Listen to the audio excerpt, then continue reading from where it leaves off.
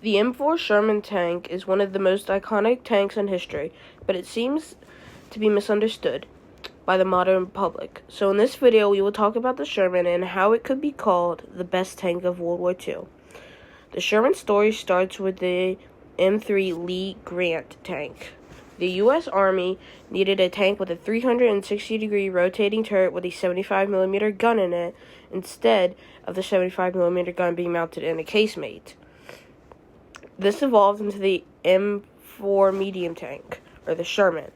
The Sherman was top-notch for its day, being able to deliver knockout blows to early German tanks like the Panzer III and IV. It was cheap and reliable.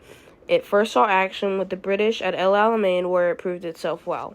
The trouble came in 1943 when the Tiger and Panther tanks were introduced. Both of these German tanks had guns capable of penetrating Shermans from great distances, and the Shermans had to come extremely close to penetrate their armor. However, these German tanks were rare, especially the Tiger.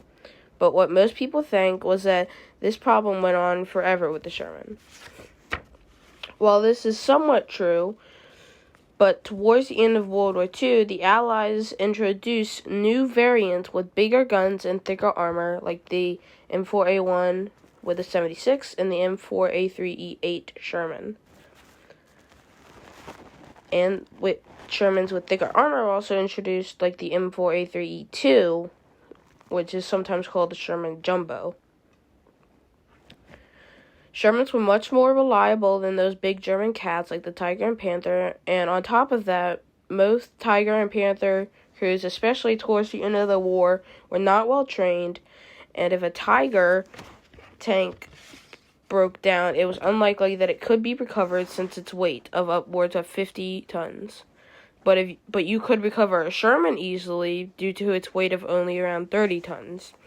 Another reason is the Sherman was easily maintainable, especially with things like the transmission or the suspension. With a Tiger tank, you would have to undo so many bolts and lift hatches to get to the transmission, but with a Sherman, you only have to undo a few bolts and you can get through to the main transmission, especially with things like the suspension. But last but not least, the Sherman was produced in mass numbers, 50,000 Shermans, compared to only about 7,000 German Tigers and Panthers. Shermans also had a reputation for being able to be lit on fire extremely well by their engine and fuel, but this was not the case, as it was 90% of the time the ammunition, and this was introduced with new wet stowage devices that could keep the Sherman's ammunition in a wet box. They kept it from igniting when hit.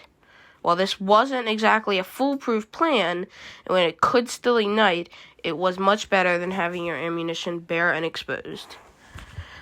The Sherman tank had a crew of 5, a commander, gunner, loader, and driver, and assistant driver. It had a weight of around 30 tons. If you have enjoyed today's video, please remember to like, subscribe, and hit that notification button.